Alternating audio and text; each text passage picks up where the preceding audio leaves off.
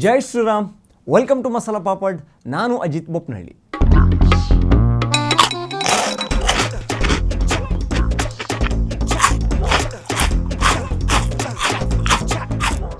Karnataka CM Siddaramaiah ಅವರಿಗೆ ಸಾಕಷ್ಟು ಹೆಸರುಗಳು ಕರ್ನಾಟಕದಲ್ಲಿ ಇದೆ. ಅನ್ನ ರಾಮಯ್ಯ ಅಂತ ಅಭಿಮಾನಿಗಳು ಹೇಳಿದ್ರೆ, ಕನ್ನ ರಾಮಯ್ಯ ಅಂತ ಮೂಢ ವಿಚಾರಕ್ಕೆ ಕರೆಯೋರು ಇದ್ದಾರೆ. ಮುದ್ದು ರಾಮಯ್ಯ ಅಂತ ಮಹಿಳಾ ಅಭಿಮಾನಿಗಳು ಹೇಳ್ತಾರೆ.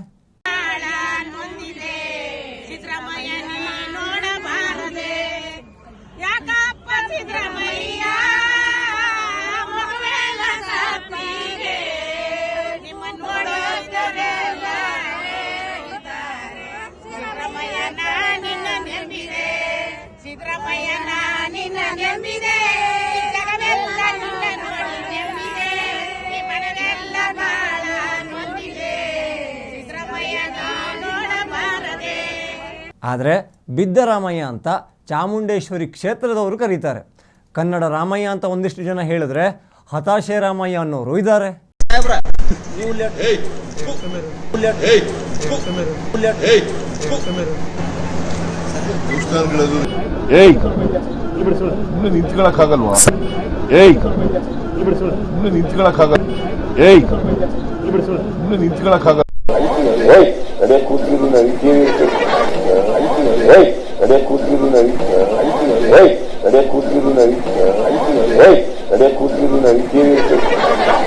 ಆದರೆ ಸಿದ್ದರಾಮಯ್ಯ ಮಾತ್ರ ತಮ್ಮನ್ನು ತಾವು ಗೇಮ್ ಚೇಂಜರ್ ಅಂತ ಅಂದ್ಕೊಂಡಿದ್ದಾರೆ.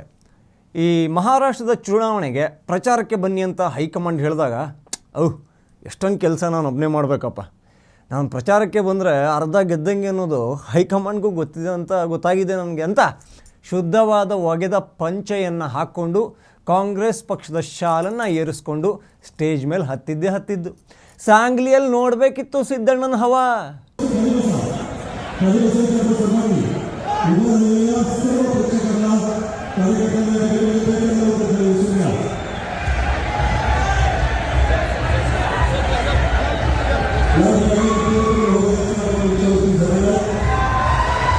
ಇದನ್ನು ಕಂಡು ಮೋದಿ ಘಡ, ಫಡ್ನವೀಸ್ ಶೇಖ್ ಡಾ.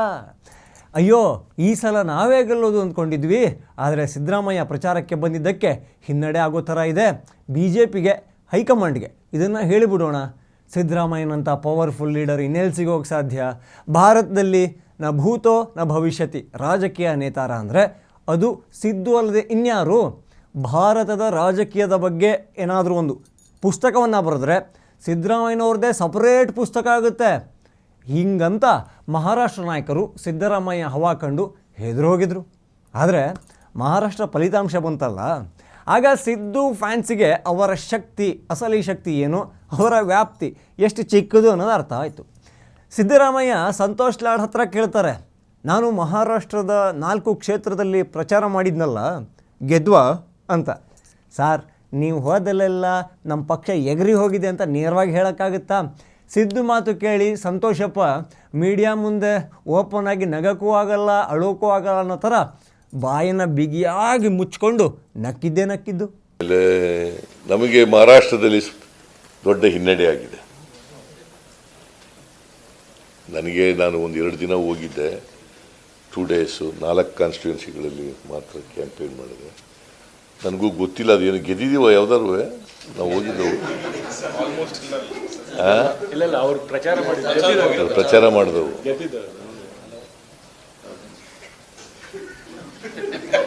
ನಂಗೆ ಗೊತ್ತಿಲ್ಲ, ಕೇಳಿಲ್ಲ ನಾನು, ಸುಮ್ಮನೆ ಅಲ್ಲಿ ದೊಡ್ಡ ಹಿನ್ನಡೆ ಆಗಿದೆ. ಸಿದ್ದರಾಮಯ್ಯನವರೇ, ನಿಮ್ಮ ಗ್ಯಾರಂಟಿಗಳೇ ಅಲ್ಲಿ ಕೆಲಸ ಮಾಡುತ್ತೆ ಅಂದ್ಕೊಂಡು ನೀವು ಹೋಗಿದ್ದು ಸತ್ಯ, ಪ್ರಚಾರ ಮಾಡಿದ್ದು ಸತ್ಯ.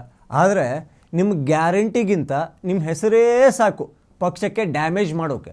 ಬೇಕಾದರೆ ನಿಮ್ಮ ಪಕ್ಷದ ಸೀನಿಯರ್ ಲೀಡರು ಕೋಳಿವಾಡ ಅವ್ರ ಹತ್ರ ಕೇಳಿ ನೋಡಿ, ಕೊಕ್ಕೊ ಅಂತ ಕುಕ್ಬಿಡ್ತಾರಷ್ಟೇ. ಮೋದಿ ಹೋದಲ್ಲಿ ಬಂದಲ್ಲಿ ಮೂಡಾ ಸೈಟಿಂದ ಸುದ್ದಿ ಹೇಳಿ ನಿಮ್ಮ ಹೆಸರನ್ನು ಇನ್ನೊಂದು ಹಂತಕ್ಕೆ ತಗೊಂಡೋಗಿದ್ದಾರೆ. ಬಟ್ ನೀವು ಮಾತ್ರ ಭ್ರಮಾಲೋಕದಲ್ಲಿ ವಿಹರಿಸ್ತಾ ಇದ್ದೀರ. ಮನೆ ಗೆದ್ದು ಮಾರು ಗೆಲ್ಲೋ ಅನ್ನೋ ಮಾತಿದೆ.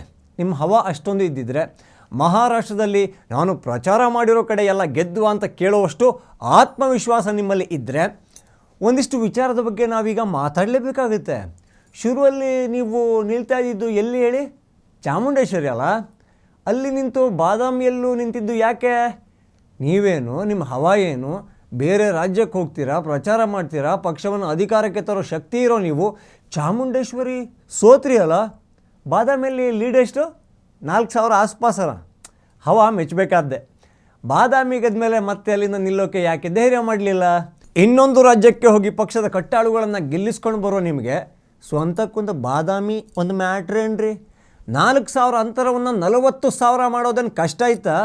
ಓ, ಕಣ್ಣು ಆಪ್ರೇಷನ್ ಆಗಿತ್ತು, ಧೂಳು ಜಾಸ್ತಿ ಅಂತ ನಿಂತಿರಲಿಲ್ಲ, ನೆನಪಾಯಿತು. ಆದರೂ ನಿಮ್ಮ ಗಾಳಿ, ಅದೇ ನಿಮ್ಮ ಹವಾ ಜೋರಾಗಿ ಬಿಟ್ಟಿದ್ದಿದ್ರೆ ಧೂಳು ಎಗರಿ ಇನ್ನೊಂದು ಊರಿಗೆ ಹಾರೋಗಿರೋದು.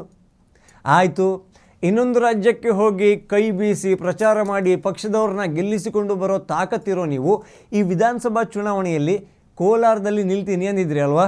ಅಯ್ಯಯ್ಯೋ, ಕೋಲಾರದ ಜನ ನನ್ನನ್ನು ಬಿಡ್ತಾನೇ ಇಲ್ಲ, ಕರೀತಾ ಇದ್ದಾರೆ, ಒತ್ತಾಯ ಮಾಡ್ತಾ ಇದ್ದಾರೆ ಅಂತ ಅಲ್ಲಿಂದ ನಿಲ್ಲೋಕೆ ರೆಡಿಯಾಗಿದ್ರಾ? ಕರೀತಾ ಇದ್ದಾರೆ. ನೀವು ಅಲ್ಲಿ ಶ್ರೀನಿವಾಸ್ ಗೌಡ ನಿಲ್ಲಲ್ಲ, ಮತ್ತೆ ಶ್ರೀನಿವಾಸ್ ಗೌಡರು ಕಾಂಗ್ರೆಸ್ ಬಂದ್ಬಿಡ್ತಾ ಇದ್ದಾರೆ, ಅಲ್ಲಿ ಯಾರೂ ಇಲ್ಲ ನಮಗೆ ಕ್ಯಾಂಡಿಡೇಟು, ನೀವು ಬಂದು ನಿಂತ್ಕೊಳ್ಳಿ ಅಂತ ಕರೀತಾ ಇದ್ದಾರೆ. ಒಂದು ಅದೇ ರೀತಿ ಅನೇಕ ಕಡೆ 4-5 ಕಡೆಗಳಲ್ಲಿ ಕರೀತಾ ಇದ್ದಾರೆ. ಅಲ್ಟಿಮೇಟ್ಲಿ ನೋಡೋಣ, ಈಗ ಎಲ್ಲನೂ ಪರಿಶೀಲನೆ ಮಾಡಿ ಹೈಕಮಾಂಡ್ ಏನು ತೀರ್ಮಾನ ಮಾಡ್ತದೆ ಹಂಗೆ ನಿಂತ್ಕೊಳ್ತೀವಿ. ಓಪ ಎಲ್ಲ ಕಡೆ ಬಾದಾಮಿನಲ್ಲಿದೆ, ಅದೇ ರೀತಿ ವರ್ಣದಲ್ಲಿದೆ, ಅದೇ ರೀತಿ ಎಂಥದ್ದು ಹೆಬ್ಬಾಳಲ್ಲಿದೆ, ಅದೇ ರೀತಿ ಕೋಲಾರದಲ್ಲಿ ಜಾಸ್ತಿ ಒತ್ತಡ.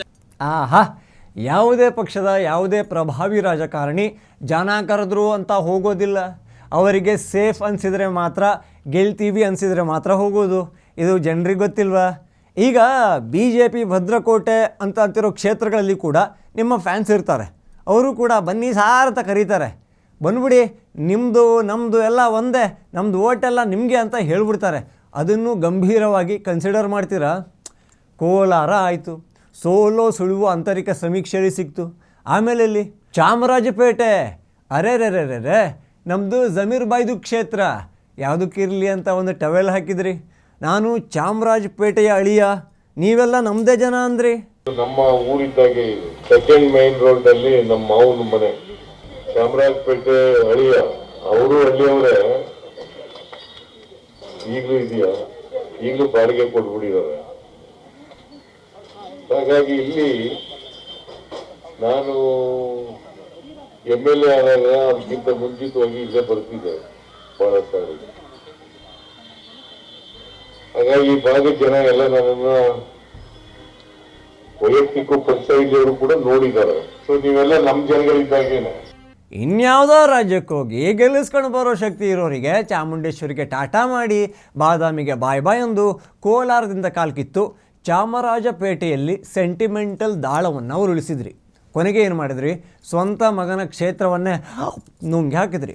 ಪಾಪ ಸಿದ್ದಪ್ಪನ ಮಗ ಗೆದ್ದು ಸೋತವರ ಲಿಸ್ಟಲ್ಲಿ ಅವರ ಹೆಸರು ಇದೆ. ಸೋಲಿಸಿದವರು ಯಾರು? ಅಪ್ಪನೇ ಅಪ್ಪೆ ಹುಳಿ ಕುಡಿಸ್ಬಿಟ್ರು. Justice for Yathindra. ನಿಮಗೆ ನಮ್ಮ ಕರ್ನಾಟಕದಲ್ಲಿ ನಿಮ್ಮದೇ ಪಕ್ಷ ಪ್ರಾಬಲ್ಯ ಇರೋ ಕಡೆ ಗೆಲ್ಲೋಕೆ ಕಾಲ ಅದರುತ್ತೆ, ತೊಡೆ ನಡುಗುತ್ತೆ. ಇಂಥ ಸನ್ನಿವೇಶದಲ್ಲಿ ಮಹಾರಾಷ್ಟ್ರದಲ್ಲಿ ತಾನು ಪ್ರಚಾರ ಮಾಡಿರೋ ಕಡೆ ನಮ್ಮ ಪಕ್ಷ ಗೆಲ್ತಾ ಅಂತ ಕೇಳ್ತಿರಲ್ಲ.